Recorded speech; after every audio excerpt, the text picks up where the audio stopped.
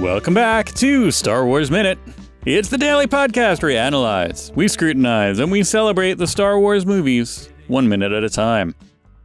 I'm Pete the Retailer from PeteTheRetailer.com. They call me Alex Robinson from AlexRobinson.fun. And as always, it's me, Stuart Wellington, bartender, podcaster, fan of Star Wars, just here with my buddies talking solo. Welcome back, Stuart. Great to have you here once again. Thanks for having me. And today, we are here to talk about minute 124 of Solo, a Star Wars party. The party's almost over. It's winding up, I tell you. It starts with Empty Nest giving Han Solo a tube, and it ends with Lando. Remember him? Lando saying, "I knew blank." And now, Stuart, I'm gonna surprise you with this. We should have brought it up, but whenever we have a minute that ends like this with a blank, we each write down what we think the answer is going to be, and then we do it match game style. So next episode, you have time. You got time. Okay. Tomorrow's episode, if you can come back, we're going to start the episode by displaying what we thought Lando knew. He says, "I knew blank." Okay. So this started. Yeah, she's giving him a tube, but it turns out it's not Yoda's lightsaber after all. It's a little. I was so excited. I was really pumped. He was going to start blasting dudes with a lightsaber and just like flipping around, like it just imbues him with the spirit of Yoda. Yeah. Yep, because he a man now. Exactly. So what is that? What did she give him? It's a tiny little like it's ironic because it's good. It's the very first thing that Han Solo starts out with in the beginning.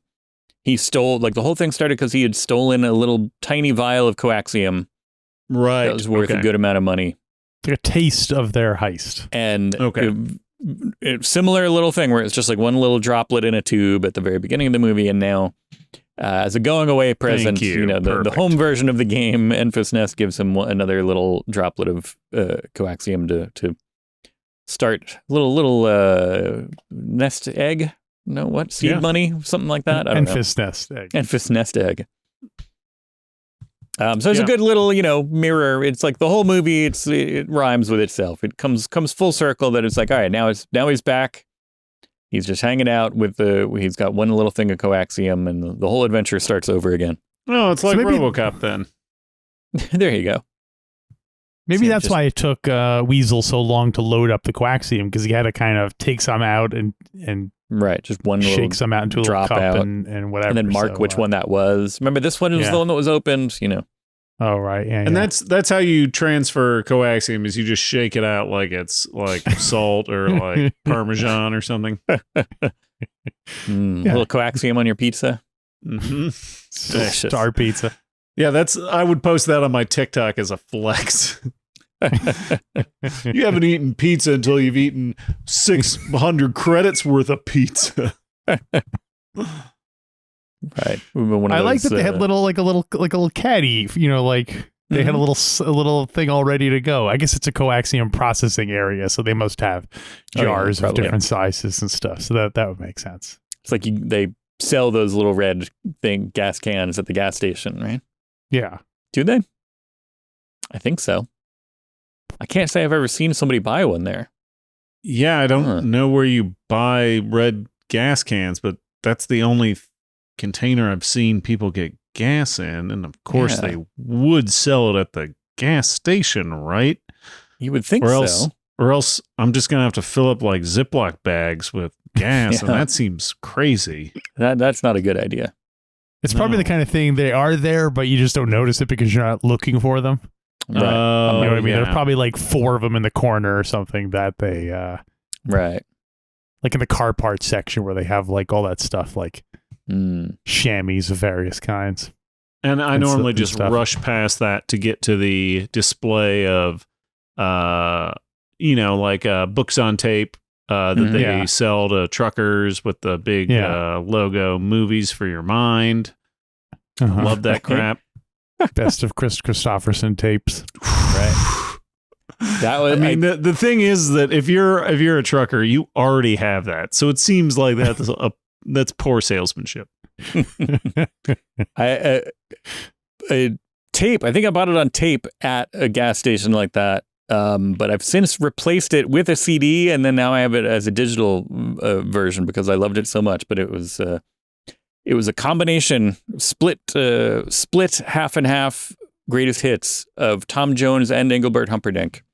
Wow. And so it was like, six of one, half a dozen of the other. Boom. And wore that tape out and then bought it on CD years later. The exact same compilation. Mm-hmm. Yeah. And now now it's digital, so you don't even need Pete's baby making mix.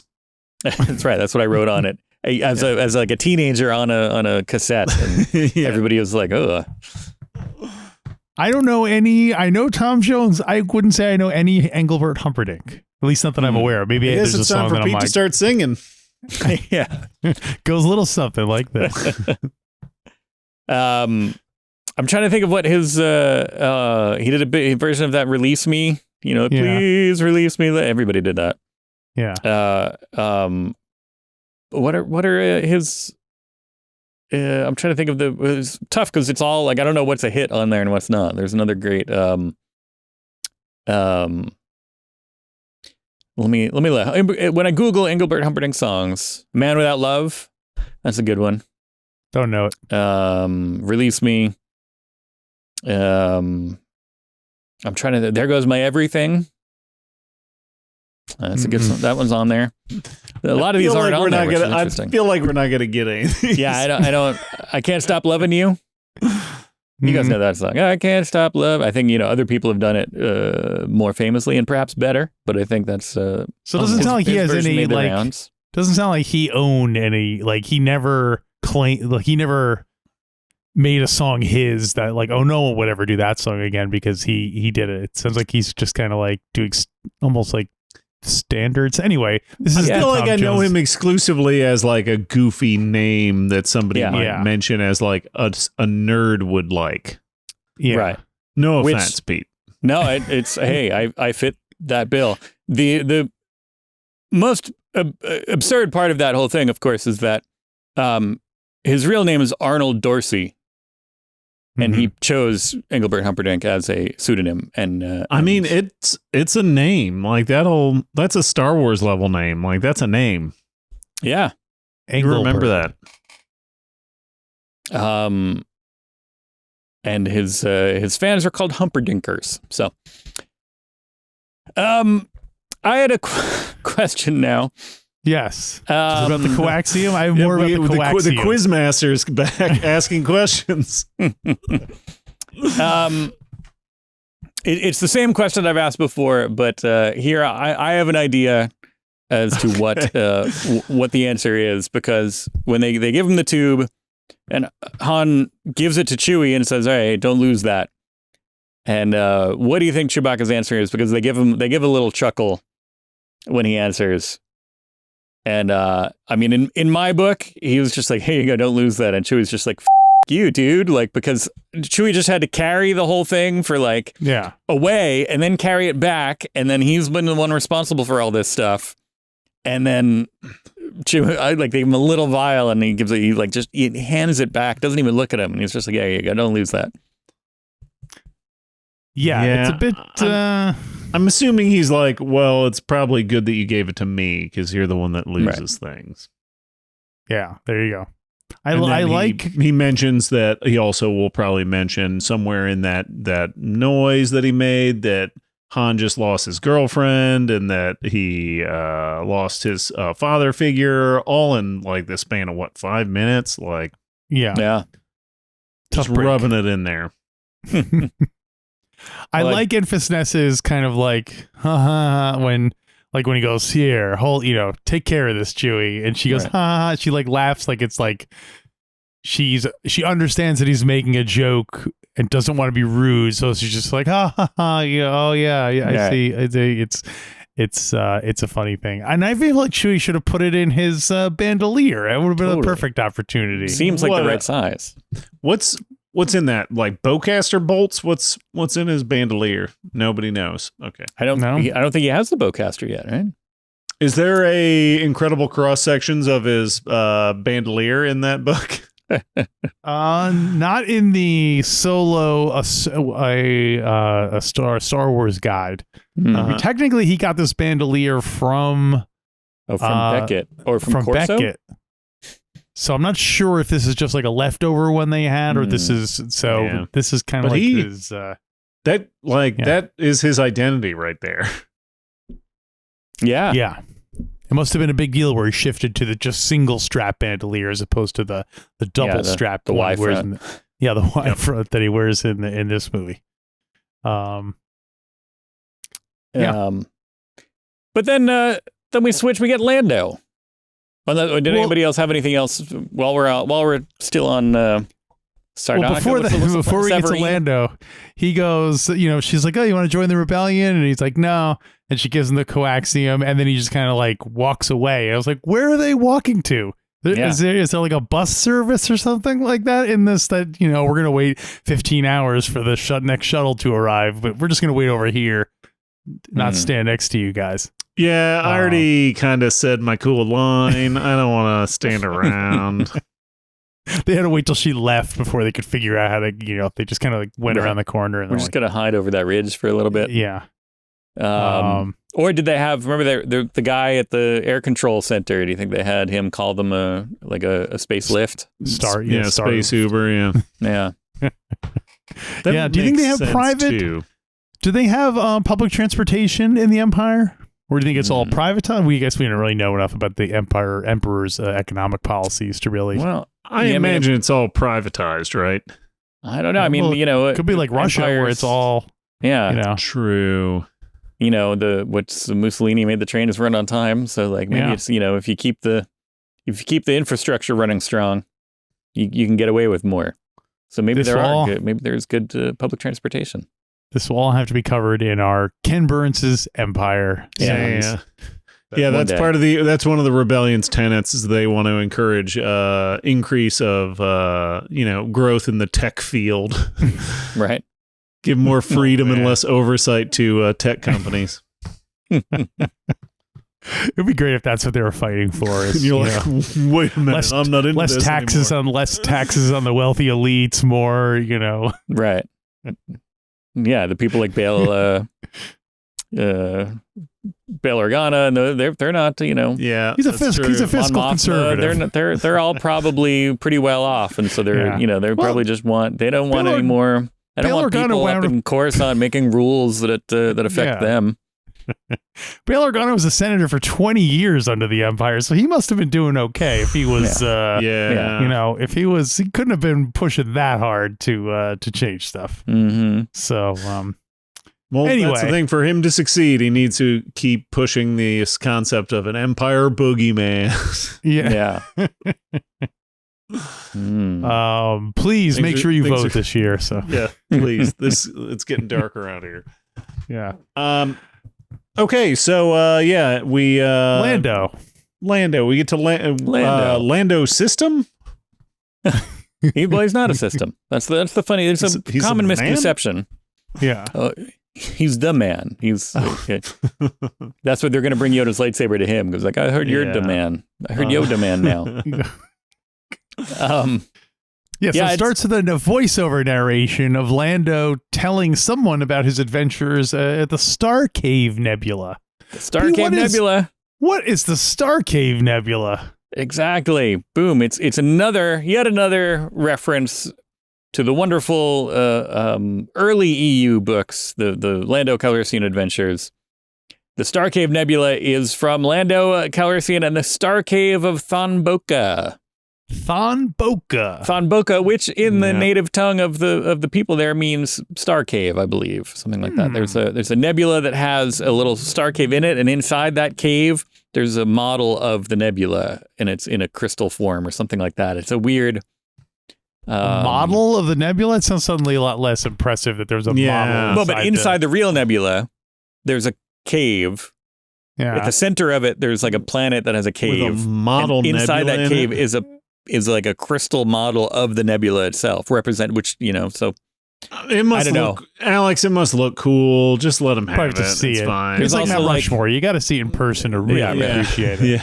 There's like flying manta ray aliens again too. I think, or earlier. That's cool. Versions of that. Like a Yes cover. Yeah.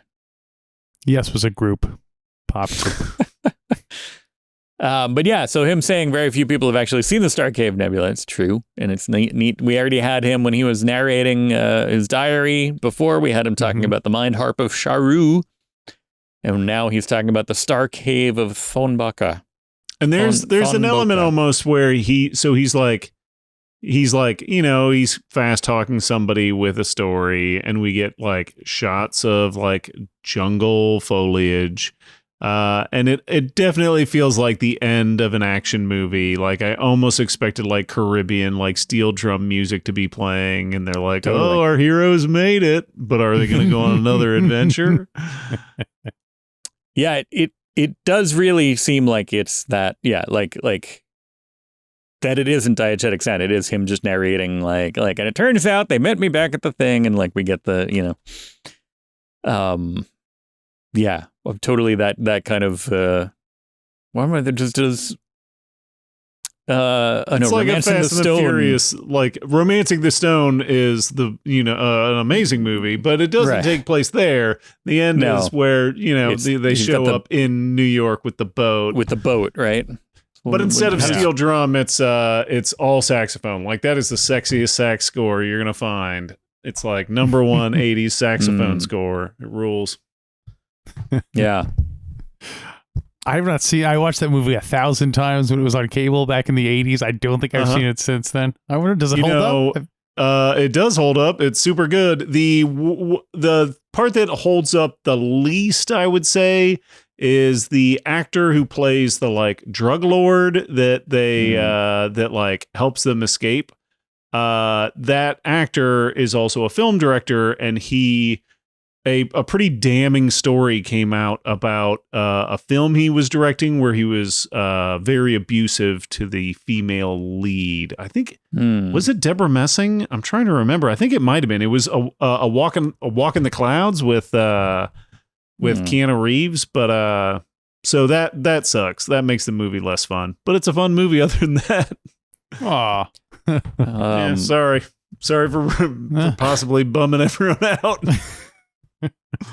I feel like maybe like 10 years ago I watched Romancing the Stone again, and I was like, oh, yeah, that was good. Still good?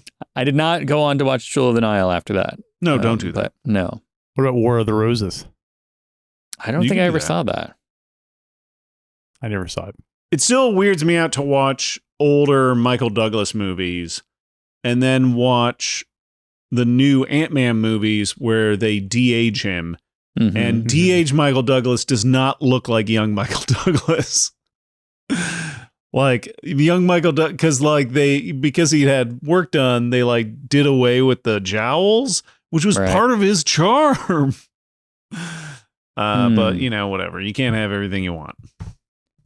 Yeah, I mean, that's interesting because now it's like an extra level of like I hadn't even thought about that part, that now people can go and have younger versions of themselves made the way that they wish that they looked.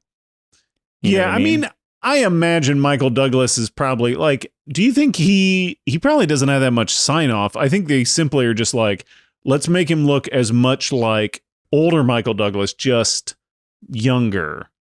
You know what I mean? Right. Like, I can't imagine they're like, there was an artist that's like, let's make him look exactly like young Michael Douglas. Because he's had so much work done, it wouldn't make sense to people's brains. Yeah. What a weird world we live in. Well, it's like watching Yellow Jackets now, where I was just gonna bring that up, which is great. Like I love Yellow Jackets. I just started it, so I can't talk too much about it. Don't spoil anything for me. But it follows three actresses that as adults. And we also see them as teenagers, but these are actresses that we knew as teenagers. So it's weird. It's kind of a weird thing in my brain because, like, I've been watching Christina Ricci, Julia Lewis, and Melanie Linsky since, Yeah. That's a disconnect. It took me a while to figure out that was Christina Ricci. Like partway through, Ella was just like, "You know who that is?" I was like, "What? No, who? What?" And then it clicked after a bit. Then mind blown. Exactly. I was like, the glasses and the wig definitely help disguise it a bit. In the background, I just looked up that the actor director in question, the Alfonso Arau. Yep, I think that he's El Guapo from the Three Amigos. I didn't realize that. Hadn't put that together. So there you go. Yep. So is he the big? I can't remember what. I feel like it was like an episode of I Weigh. Maybe it was a podcast episode that I think Deborah Messing was on, where she kind of like talked about this horrible experience she had with this guy, and it sounds like a real piece of trash. But he's been in good movies. Doesn't make it better. It doesn't make him okay, though. No, it's true. So we get the big reunion between Lando and Han and Chewbacca. And in fact, Lando says Han using his trademark, his nasal A sound as opposed to Han. I noticed he also says tomorrow he'll say he also says Falcon as opposed to Harrison Ford's Falcon pronunciation. So he's consistently, and it makes sense because his name is Lando, right? That he would maybe say that. So and they threaten. He has an inability to say that like sound. Yeah, he can't. He literally cannot say it. Yeah. That makes sense. I don't know. I like that there's some kind of accent consistency. Yeah, totally. We don't know how long it's been since they've seen him. They walked here to this planet.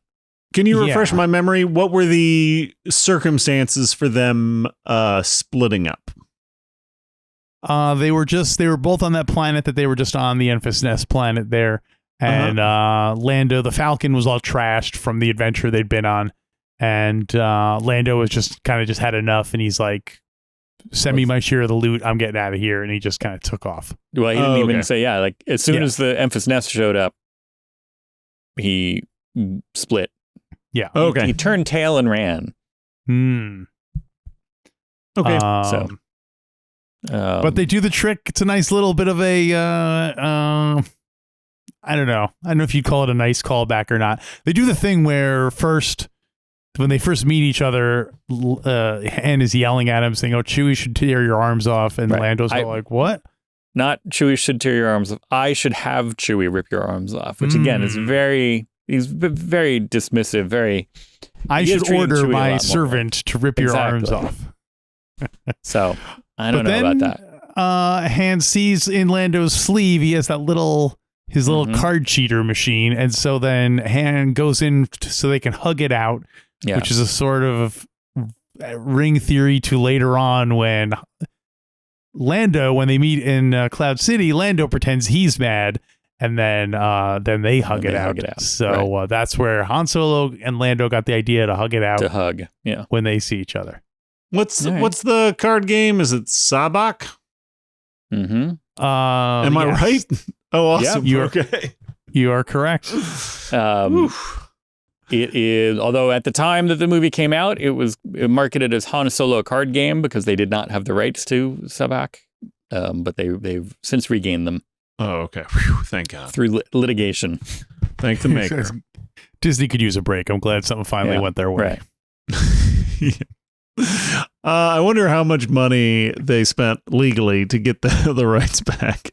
And if they made, if it was worth it, because, you know, how many of those Han Solo card games?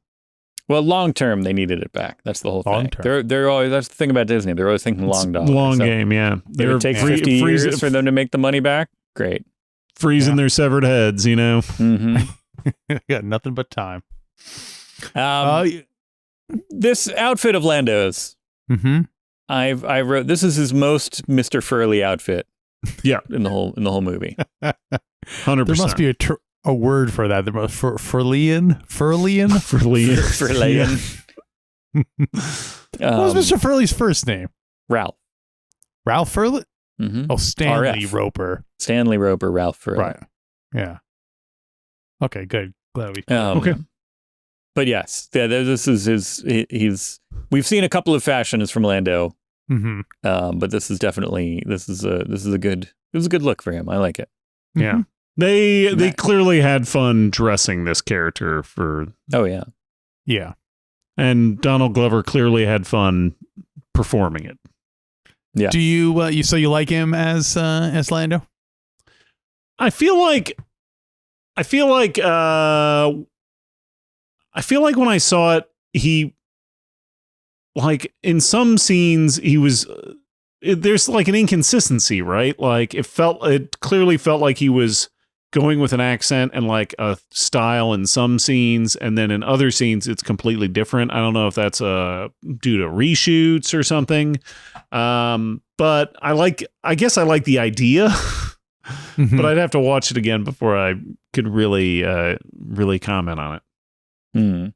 You're not among the legion of fans hoping they'll do the promised Lando TV series. Oh, maybe. I mean, doesn't he have like non-Star Wars related stuff? Like Atlanta's great. Isn't he doing a lot of Atlanta? I guess the final season's just airing, so he is free for more Lando, I guess.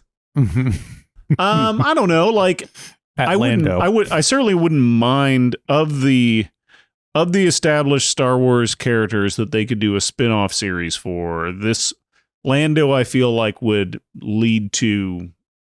might lead to some interesting stuff. Although I'd be nervous that they would try and make him even more, like, less of a scoundrel, kind of the way they are like, let's make Boba Fett a crime boss who doesn't commit crimes. Yeah. Then he's just a boss. Yeah. It's like the fifth season of JoJo's Bizarre Adventure, where the main character decides to become a gangster so he can defeat all the other gangsters and make them stop selling drugs to kids, like that kind of crap. Yeah, they were dealing with these well, I guess in the case of Boba Fett, he was never really reformed, but like, right. We never really see Han Solo as a scoundrel in Star Wars, other than a little bit in A New Hope. But even then, he turns by a good guy by the end of it. So, I don't know. It's a pretty scoundrel move to tap a guy on the shoulder and then run around a building so that your friends can point guns at him. You're right. Well, he was getting back to his scoundrel roots. He's like, you know what we used to do back in the scoundrel days. Leia's like, you wouldn't. How dare you? Well, that's all I got for 124. Said Mr. Furley. Oh, I do like, speaking of Donald Glover and his performance as Lando, I do like his look while he's being hugged. He gives a look of like, not sure what's going on with this. You know what I mean? Yeah. So, and good acting there. Mm-hmm. And not just in the, not only is he acting as Lando, the established character, but he's also doing good character acting as a character. Yeah, he's actually just acting. Yeah. Yeah, exactly. Well, yeah, then that is all I had for 124. Stuart, you got one more in you. Can you come back tomorrow for another episode? You know, why not? I got to find out. I need to see if my guess is correct as to That's what right. Lando's sentence is going to end. What's the starter of that? He says, I knew blank. Okay. I knew blank. So we'll find out the answer to that. In the meantime, we've mentioned it a couple of times. I love bringing it up. The P.O. Box. Send us stuff. Star Wars Minute, P.O. Box 20139, Greedo Square Station, New York, New York, 10001. So get on that. Send us some. I was gonna say send us some junk. Don't send us junk. Send us good stuff. And we will be back tomorrow with a brand new episode of Star Wars Minute. Star Wars Minute.